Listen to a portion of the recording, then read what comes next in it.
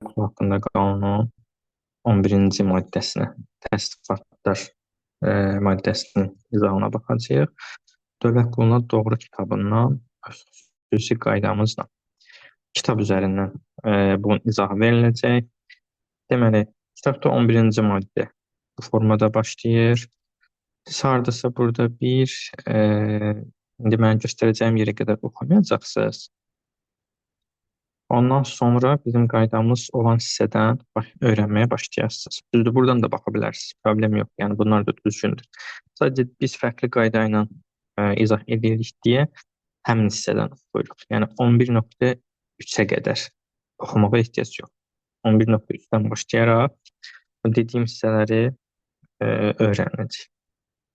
Deməli, 11.3-ü öyrənirsiniz. Sonra bu təsdiqatlar hissəsinə baxırsınız. Təsdiqatlar iki cür olur. İnzibati, yardımcı. İndi bizdən yardımcı vəzifələrin təsnifatı soruşulacaq. Onunla bağlı bir cədvəlimiz var. Bu cədvələ birinci diqqət yetirək. Deməli, ali kateqoriyada olan texniki vəzifələr birinci təsnifatdır. Birinci kateqoriyada olanlar ikinci təsnifatdır. İki və üçüncü kateqoriyada olan texniki vəzifələr üçüncü təsnifatdır. 4 və 5-ci kateqoriyada olan texniki vəzifələr isə 4-cü təsnifat hesab olunur. Yardımcı vəzifələrdə yadımıza salaq kargüzar idi, makinası idi, kuryer idi, liftçi idi. Yəni bu tip vəzifələrdir. Deməli, indi bunu misal üzərindən izah edirik. Məsələn, hesablama palatasında kargüzar neçənci təsnifatdır? Hesablama palatasının kateqoriyası neçədir?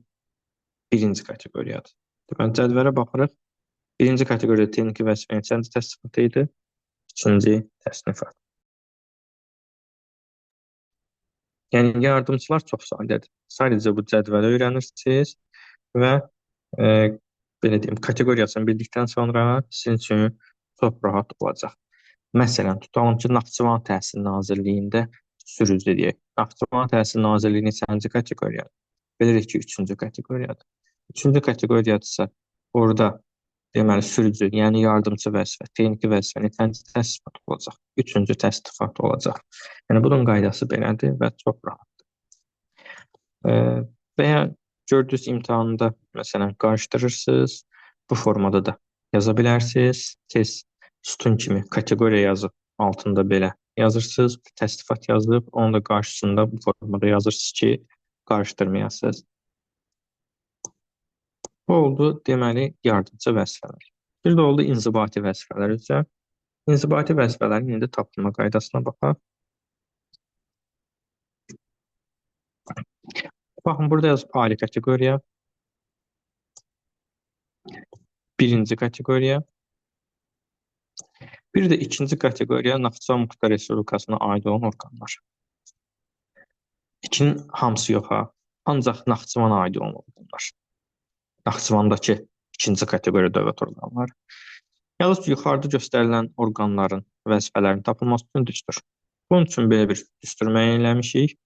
Bundan əvvəl deyək ki, biz testlərdə sizdən soruşacaqlar aparat rəhbərinin müavini, bölmə şöbə rəhbəri, onun müavini, bir də mütəxəssislər. Bunların neçənci təsnifat olması soruşulacaq. Çünki inzibati vəzifələr həmin o saydığım vəzifələrdir. İndi düstura nəzər yetirək. Aparat rəhbərində deyir ki, aparat rəhbəri bərabərdir kateqoriya plus 0-a, aparatın müavini kateqoriya plus 1, bölmə rəhbəri kateqoriya plus 1, bölmə rəhbərinin müavini kateqoriya plus 2. Deməli, düstura nəzər yetirdiksə, aparat rəhbərini tapanda üstünə 0-ın gəldik, müavini tapanda üstünə 1-in gəldik, bölmə rəhbərində də 1-in gəldik, bölmə müavinində kateqoriyasının üstünə 2-sini gəldik. Bu nə deməkdir? Bunu məsələn, misal üzərindən izah eləsək, qalın ki, misal 2-də deyir, hesablama palatasında aparat rəhbəri. Neçənci təsnifatdır. Aparat rəhbərini tapanda düstura baxırıq. Düsturda aparat rəhbərini tapanda nə edirdik? Kateqoriyası üstünə 0-ın gəlirdik. Hesablama palatasında neçənci kateqoriyadır? Birinci kateqoriyadır. Deməli, burada kateqoriya sözünün yerinə nə qoyuruq? 1 qoyuruq. Bir üstə gəlir 0 neçə eləyəcək? Birinci təsnifat. Aparat rəhbərinin müavini neçədir? Bax, burada da eyni ilə. Hesablama 1 idi axı. Bir üstə gəlir 1 eləyəcək 2. Bölmə rəhbərində necə idi? Orada da en iyiydi de 1 plus 1. O da eləyəcək 2. Hesaplama palatasında bölmənin muavini hesaplama 1 olduğu için şurada yerine koyuruq. Üstəgələ 2 neçə eləyəcək? Üçüncü təsnifat. Yəni rahatdır. Orqan kateqoriyasını tapırsınız. Aparat rəhbərində eynidir. Üstünə sıfırın gəlirsiniz. Muavində üstünə birini gəlirsiniz. Bölmədə də birini gəlirsiniz. Bölmənin muavində isə ikisini gəlirsiniz. Məsələn, burada ali kateqoriyaya aid bir misal verilib. Milli Məclisdə aparat rəhbəri. Aparat rəhbəri tapanda Milli Məclisin kateqoriyasına fikir veririk. Neçənci kateqoriyadır? Ali kateqoriyadır. Düsturda kateqoriya plus 0 idi. Deməli, ali plus 0 olacaq. Ali üstünə sıfırın gələndə neçənci kateqori təsnifat eləyəcək? Ali təsnifat eləyəcək. Aparat rəhbərinin muavinini tapanda kateqoriya plus 1 idi axı. Bunun kateqoriyası alidir. Alinin də hesablamalarda 0 götürürsünüz. 0 üstə 1, birinci təsnifat.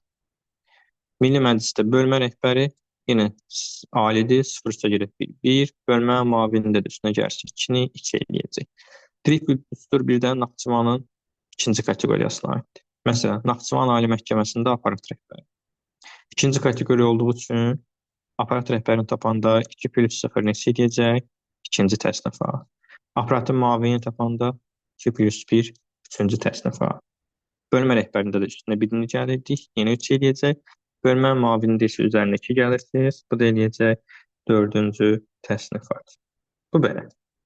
Bunun hər birinə aid deməli kitabda misal var. Hər birinə aid misal var. Və möhtərizəyə baxaraq bu düsturun verilən hissəsində yazıb ki, yalnız yuxarıdakı orqanlara aid. Yəni bu düsturdan siz bütün orqanları tapa bilməzsiniz, bütün kateqoriyaları tətbiq eləyə bilməzsiniz. Bu düsturu ancaq tətbiq eləyəsiniz ali kateqoriyada, birinci kateqoriyada, bir də ikinci kateqoriya Naxçıvan. İkinci kateqoriyanın hamısında yox, Naxçıvanında. Deməli, ali 1 və ikinci kateqoriya Naxçıvanına aid olaraq tətbiq edirik. İkinci kateqoriya Naxçıvan. İkinci kateqoriya Azərbaycanına aid deyil. Bax, indi bu 3 dənə misal verildi. Sonra biz baxaq bu 3 misaldan sonraki qaydamıza.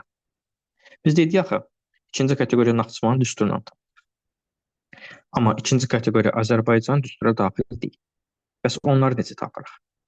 Deməli, əgər bir orqan ikinci kateqoriyadırsa və Naxçıvana aid olan qurum deyilsə, onlarda necə olacaq? Aparat rəhbəri ilə muavini 3 olacaq, bölmə rəhbəri ilə muavini 4 olacaq. Yəni, bu sadəcə əzbərçilikdir.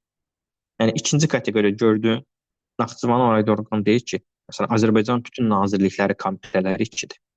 Məsələn, tutam Təhsil Nazirliyi, Elm və Təhsil Nazirliyi. Elm və Təhsil Nazirliyində aparat rəhbəri ilə muavini 3-cü təsnifat, bölmə rəhbəri ilə muavini 4-cü təsnifat. Yəni, bütün Azərbaycana aid ikinci kateqoriya orqanlarda aparat rəhbəri ilə muavini 3-dür, bölmə rəhbəri ilə muavini 4-dür. Bunu sadəcə əzbərləyirsiniz. 2-dir, Azərbaycandırsa, qayda belədir. Dediyim kimi, məsələn, Dövlət Statistika Komitəsi ikinci kateqoriyadır, aparat rəhbəri ilə muavini 3-dür, bölmə rəhbəri ilə muavini də 4-dür. Burada da Mərkəzi Seçki Komissiyasının katibliyini misal verib. O da ikinci kateqoriya olduğu üçün aparat rəhbəri və muavini 3 olacaq. Bölmə rəhbəri və muavini isə 4 olacaq. Bunu sadəcə əzbərçilik olaraq qeyd edirsiniz. Yəni, bunun hər hansı bir qayda yoxdur. Sonra gəldi üçüncü kateqoriya. Üçüncü kateqoriya sizin üçün daha rahat olacaq. Aparat rəhbərinin muavini, bölmə rəhbərinin muavini. Bunlar 5-ci təsnifatdır. Yəni, üçüncü kateqoriyadırsa, bu 4 vəzifənin 4 də 5-dir. Məsələn, Naxçıvan Muxtar Respublikası Maliyyə Nazirliyi. Naxçıvan Maliyyə Nazirliyi bilirik ki, 3-cü kateqoriyadır. 3-cü kateqoriya olduğu üçün orada aparat rəhbərinin muavini, bölmə rəhbəri muavini 5-ci təsnifatdır. Yəni, 3-cü kateqoriyadırsa 5-dir. Bu 4 dənə vəzifə. Hamısı yox, ancaq bu 4-dür. Yəni, bu da çox rahatdır sizin üçün. Aparat rəhbərinin muavini, bölmə rəhbərinin muavini. 4 vəzifəni gördünüz, deyirsiniz 5-ci təsnifat, 3-cü kateqoriya üzrə. Məsələn, Naxçıvan bütün nazirlikləri. Bunlar da aparat rəhbərinin muavini, bölmə rəhbərinin muavini olacaq 5. Sonra burada 4-cü kateqoriya var. 4-ü öyrənmirsiniz. Bu 4-dür, bir də 5-dir. Bunları öyrənmirsiniz. İmtahanlarda demək olar ki, bunlara rast gəlmir. Ona görə də bunlara vaxt sərf edirsiniz. Demək, 4 və 5-ci kateqoriyanı öyrənmirsiniz. Sonra 5-ci kateqoriyadan sonra burada belə bir yazı var. Bütün kateqori dövlət orqanlarında sektor müdür. Sonra bir də başlayıb buradan öyrənirsiniz. 4 ilə 5-i deməli öyrənməyəcəksiniz. Deməli, sektor müdürünü tapanda kateqoriya üstəgələ 3. Yəni bütün kateqori orqanlara aiddir bu. Yəni istənilən orqanda sektor müdürünü tapanda kateqoriyasının üstünə 3 gələcəksə. Məsələn, Milli Məclisə sektor müdürü. Milli Məclis ali kateqoriya 0,3, 3-cü təsnifat var. Hesablama palatasında sektor müdürü. Hesablama palatası 1-ci kateqoriya, 1+3, 4-cü təsnifat var. Naxçıvan Ali Məhkəməsində sektor müdürü. Naxçıvan Ali Məhkəməsi 2-ci kateqoriya, 2+3, 5-ci təsnifat. Dövlət Ekoloji Təhlükəsizlik Xidmətinin sektor müdürü. 3-cü kateqoriya 3,6, Yasamal rayon icra hakimiyyəti 4. Orada da sektor müdürünü tapanda 4+3 eləyəcək 7-ci təsnifat. Bu belə. Ən rahatı budur. Üzərinə üçün gəlirsiniz. Sonra mütəxəssislərin qaydası var. Mütəxəssislərdə isə mötərizə yazır ki, mütəxəssislər hansılardır? Sizdən sırf mütəxəssis neçənci təsnifatdır deyə də soruşa bilərlər. Bu mötərizədəkiləri də açıq yaza bilərlər. Məsələn, deyə bilər ki, Təhsil Nazirliyində mütəxəssis neçədir? Və ya deyə bilər Təhsil Nazirliyində məsələn məsləhətçi neçənci təsnifatdır, aparıcı məsləhətçi neçənci təsnifatdır. Bunlar da tapanda sektor müdürü kimi kateqoriyasının üzərinə 3 gələcəksiniz. Ən rahat qayda budur. Məsələn, Nazirlər Kabinetində məsləhətçi, Nazirlər Kabineti ali kateqoriyadır, ali +3, 3-cü təsnifat. Baş prokurorluqda aparıcı məsləhətçi, baş prokurorluq 1-dir, üstünə 3 yersiz, 4-cü təsnifat. Naxçıvan Ali Məhkəməsində böyük məsləhətçi, ali məhkəmə 2-dir, üstünə 3 yersiz, 5. Yəni bu qaydada gedirsiniz. Bir dənə burada qeyd yazmışıq ki, 5-ci kateqori dövlət orqanlarında sektor müdiri və mütəxəssislər 7-dir. Niyə? Çünki 5 üstünə 3 gələndə 8 edir, 8-ci təsnifatda yoxdur axı. Ona görə onda 7 götürülür. Heç o da elə lazım deyil. Əsas yəni burada sizin öyrənəcəyiniz ali 1, 2-ci, 3-cü kateqoriyalardır. Onlara aid olan təsnifatlardır. 4-dən 5-ə baxmırsınız. Bir də mütəxəssisdən sektor müdirinə baxırsınız. Yəni sizə imtahanda düşə biləcək suallar bu təsnifatlar üzrə olur. Bir də əlavələr var.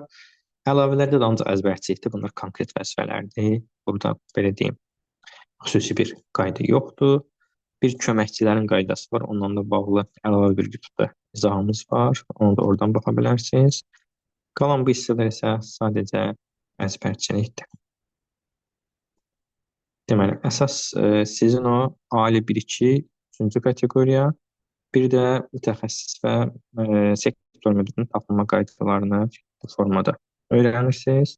Bundan sonra digər o 4 və 5-ci kateqoriya sizə lazım deyil. Yəni bundan imtahandakı suallar rahat bir şəkildə tapacaqsınız.